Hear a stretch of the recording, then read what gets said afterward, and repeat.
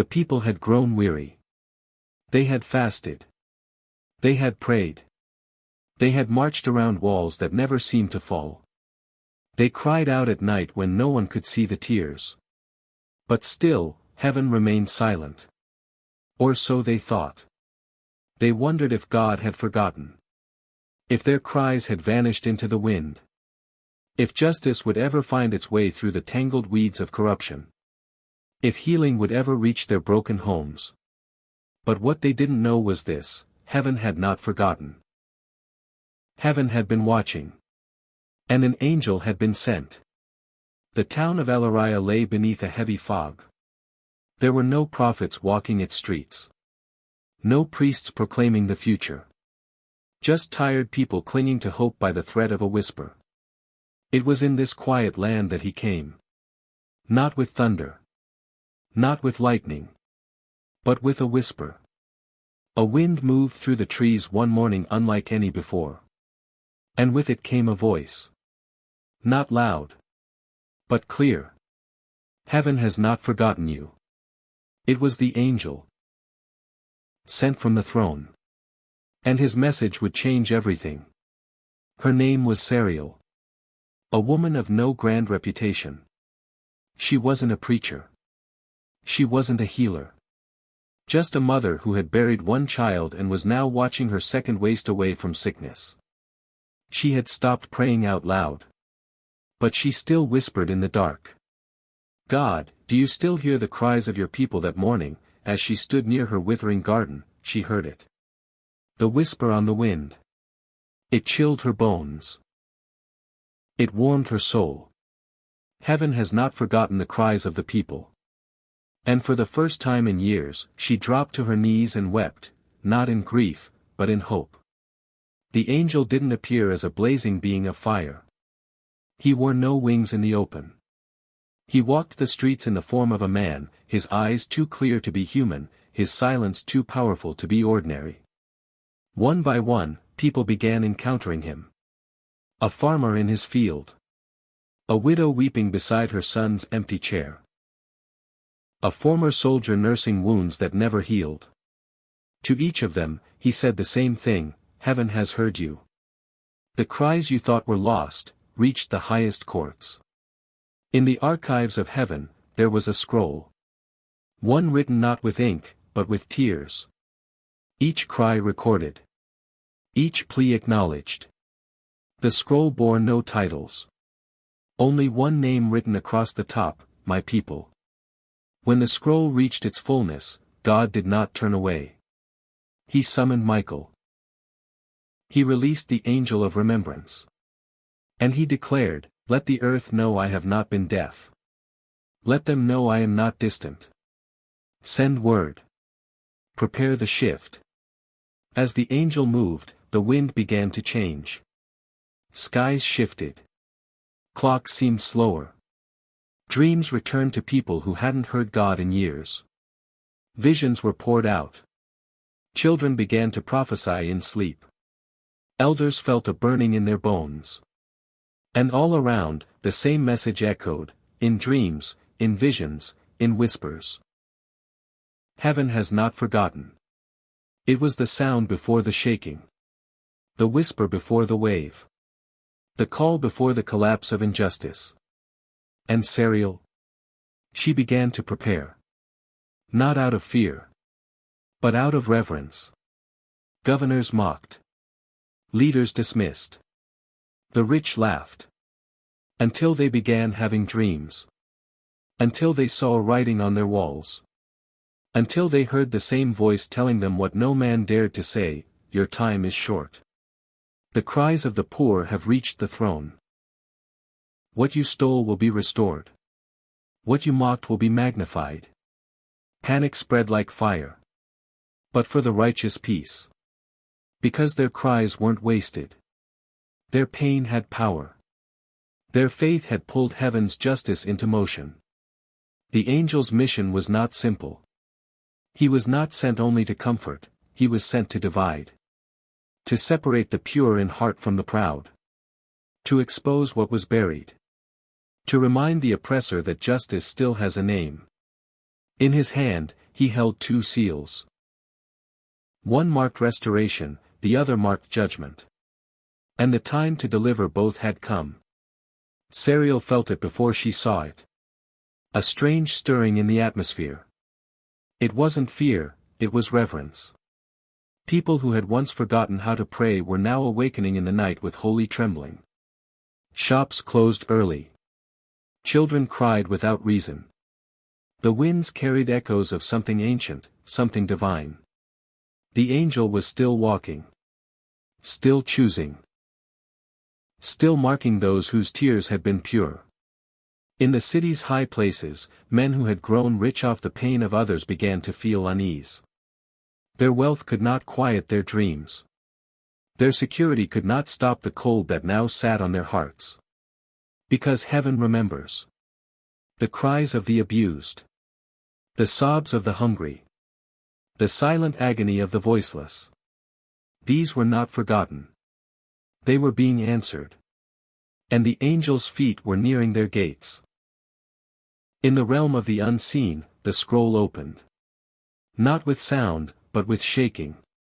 Every injustice written upon it flashed before the eyes of heaven's courts. Every lie. Every betrayal. Every forgotten prayer. Every silenced voice. And the judge, seated in brilliance, spoke, "I have seen enough. Let the scales be tipped. Let mercy speak, but let truth walk boldly." The first angel was not alone. As the scroll opened, a second wave was dispatched. Angels of breakthrough, angels of recompense, angels of exposure. They didn't come to destroy, they came to deliver. But where hearts were hardened, they would not protect. Where pride still ruled, they would allow collapse.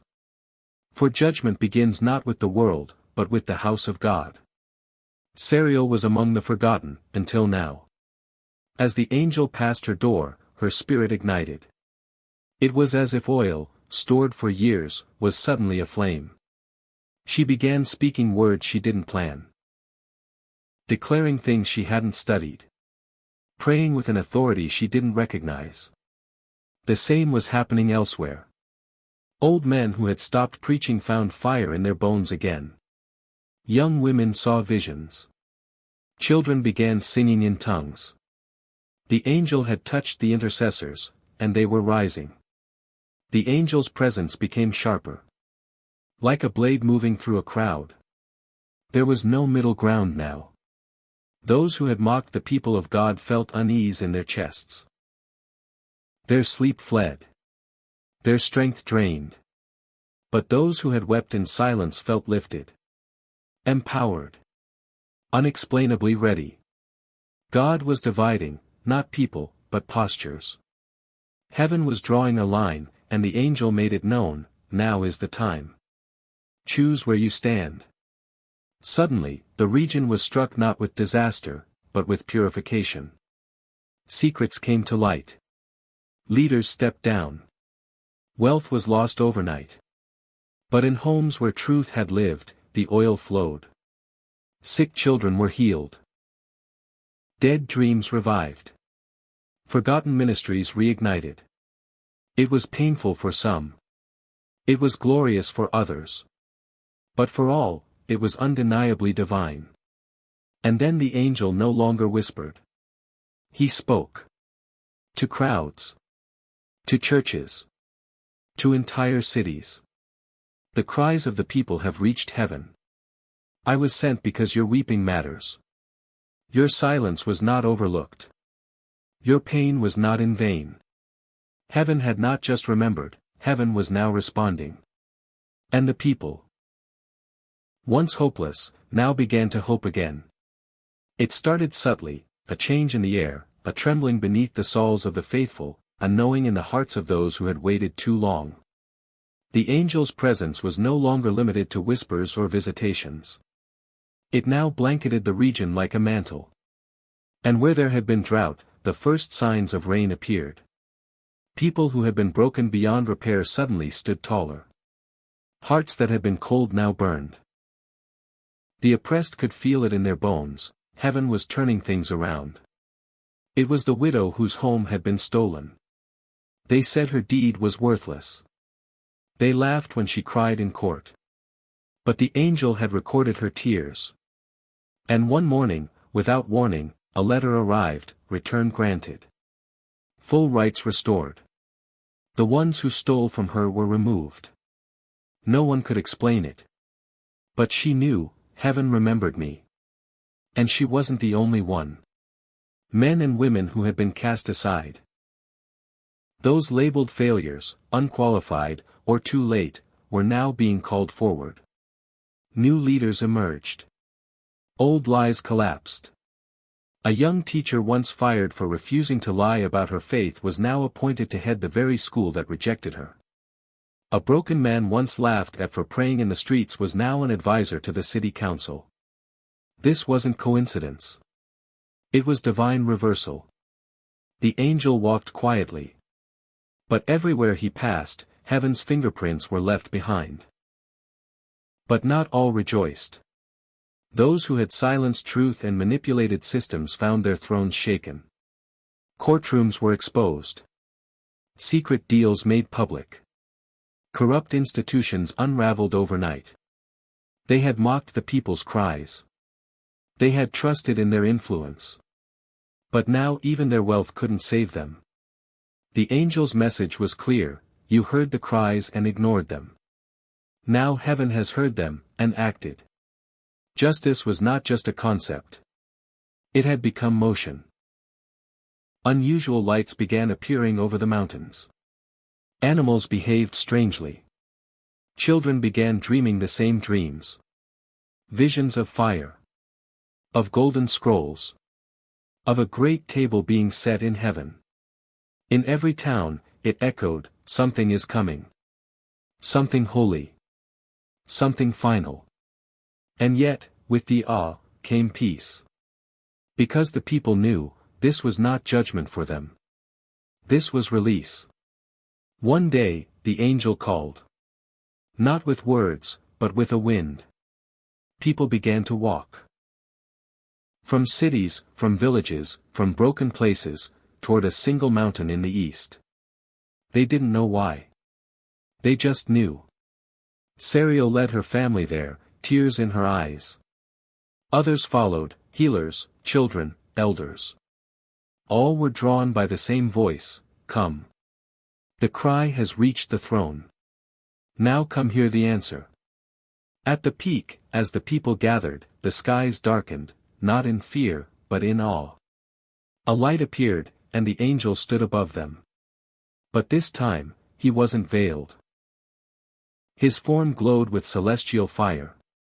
Wings wide, eyes blazing with justice. He raised his voice and declared, the throne has responded. Your tears built an altar. Your pain was not wasted. Heaven is now restoring what hell tried to steal. Suddenly, the wind shifted. People fell to their knees. Some cried. Some sang. Some trembled. From the center of the crowd, a jar of oil burst open. It poured into the earth. And wherever it touched, healing flowed. Sick bodies were restored. Old wounds vanished. Hearts long cold with bitterness melted. It was revival. Not emotional hype, sacred repair. The angel smiled.